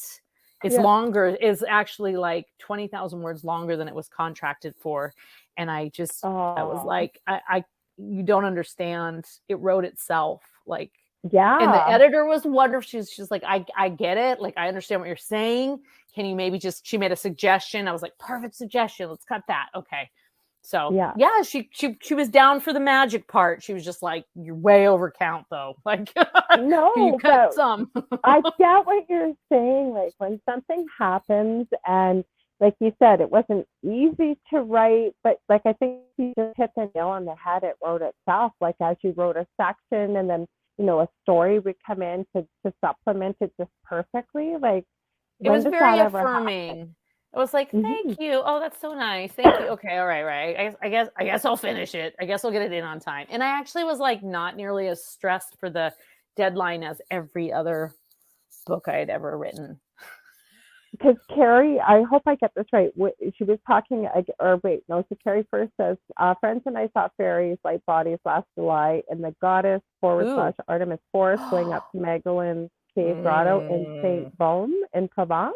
And she said, women, then she, Carrie, where you have the most interesting comments here. And you know what? Normally I ask a lot more questions, but Varla is on here. Well, I have you on about at least 4 times a year usually, or try to, because Del started that. And we get talking. We could talk for hours, because you've got incredible comments here. Yes, women like Madame Blavatsky and Theosophy. Yes, absolutely. And there's like so many. And what I found as I was kind of like researching, so I didn't even really get into Madame Blavatsky, to be honest with you, because I don't think I know who she is. Well, so she was one of the founding women of Theosophy. And that's sort of, so one of the women I do get into was a member of the Theosophical Society, and that's Ida Craddock. And the Theosophical Society was sort of a religious, they were a religious sect, but they were really kind of more about enlightenment. And the cool thing about the Theosophical Society is that they also subscribed to sort of like a lot of Eastern philosophies. And so they were also like frequently open to like Eastern ideas about sexuality. So Ida Craddock was like this really interesting woman who was like kind of a sex educator. And she was also a member of the Theosophical Society and a member of like several different, like she was like really into like Tantra and yoga. And like the 1800s. Okay. Wow. Yes, in like Chicago, and she was like a sex educator. She's a really interesting story. Well before her So, time. well before her time. And a lot of these people who were members of this, men and women, were open-minded, and they were also abolitionists, they were spiritualists, they were suffragists. So they were kind of Wow. like, you know, liberally minded, and were often kind of pushing for, so you'd have people like Madame Blavatsky, and you'd have like Frederick Douglass, and they would be like appearing at these you know, they'd be like hosted at these fancy people's houses at salons. And you know, one night it might be Madame Blavatsky, and another night it might be the Fox sisters, and another night it might be you know, some kind of other person who was talking about, you know, forwarding women's rights or whatever. So you'd have like a lot of people moving in the same circles. Circles. Okay. But Blavatsky was like, she could like go into trance and channel. And Okay. Craddock had a, she is like amazing. So I barely even got into her story in my book, and I barely even got into Blavatsky. So I guess my point is, I have like this whole list of stories, and that is actually one of my goals. It's only March, so actually technically it's the beginning of the year, right? Because it's just like spring now, right? Right. So one of my goals is to fiscal year starts April 1st. Yeah, right? So one of my goals here is, that's part of what I'm trying to do with my soon to actually exist podcast, is just these stories that I didn't have room to actually write them all out. Right. That I think are, you know, long enough to tell, including Ida Craddock's story and all of these other amazing stories that, like, you know, there's just like not enough time to even like get into it, to tell them in these like 30-minute story podcasts that are basically just like whatever. Varla Ventura tells you a story about a badass woman, basically. Yeah. I love it. You're almost out of time. You have to come back again. We've got so much more to talk to you about. I know, there's so much more. I feel that that will happen. Yes. I hope so, because every time, and you know what? Thank you. Carrie, you've had these great comments, Dave. You always do. I want to give a shout out to everybody, because a lot of people go on my Facebook profile. I can't see your comments till after. But where can they find you, Varla? Because every time I have you on here, we never do the same show twice, ever. No. And we never have a plan. I just want to say that we never have a plan, because even if we did, we wouldn't stick to it. So there we go. Too much stuff to talk about. Yeah. You can find me at varlaventura.net, or you can find me on Facebook, you know, just Varla Ventura. My website has all of my book links and other things like that. And then I have a store on there with cool stuff like mugs with my logo. I love that when you had the onesie with Changeling on the front. Oh yeah. Oh my God, Changeling that was so onesies. Facebook link too. Okay, Carrie. So I know that if you see on Facebook, because you're on Facebook watching this, you read the write up for this, because I have a banner. Oh, I see. She's in it. I get what you're asking. I'm not. We're doing it through a different format, so that's why I see. Yeah. So, but if you look, her website's on there, and if you just look for your name on Facebook, right? Varla Ventura. Yeah. If you look for my name on Facebook, I can try and go on after this and put links, but we're not actually we're not on Facebook right now. You won't be able even to though see. It looks yeah, like we can't are. Comment on here. Yeah. But or maybe your links are on your website though, aren't they, Varla? I'm sure they are, aren't they? Yes, my links are on my website, varlaventura.net. Yeah, I don't think. And it's also on the write up for the banner, because I posted this probably in about 100 different places all over the place. Yeah, I'm serious. It takes me about 2 hours before a show, and I post it every social media platform. It's even on Getter. I don't even know what that is. I'm so impressed. Yeah, everywhere. Well, I do that because Carrie, I don't think we've seen you. You've just been kind of hiding out in the shadows. You had some interesting questions. Dave, you had some great feedback. Anybody else that's listening or watching this, thank you. And people share it and they'll see it and hear it. And anybody that wants to hear the replay, I always forget to mention this, that you can hear it on anywhere there's podcasts or talk radio like SoundCloud, iTunes, Spreaker, Spotify, you name it. If you ever want to get a hold of me, you can get a hold of me on facebook.com/The Angel Rock. You want to book a reading, I do mentoring, I do healing work. I have 2 groups on Facebook, Paranormal University for all things paranormal, and Angel Rocker Tribe for many of the things we're talking about tonight.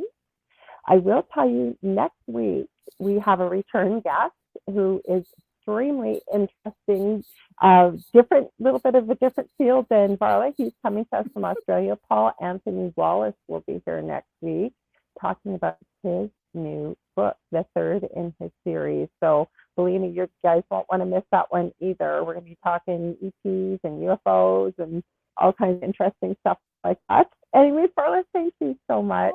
I love having you here. Thank you so much for having me. I so appreciate it. So nice to see you and talk with you. Yes, you too. So thank you to everybody here for the great comments and joining in. Like I said, we usually have a little bit more interaction, but like I said, Varla and I get talking and it just happens. Anyways, yes, I send you so appreciate the comments though. Yes. Absolutely. So good morning, good afternoon, or good evening, wherever you may be. We send you much love and light. I'll see you next week, same time, same space. Thanks again, Varla. Thank you.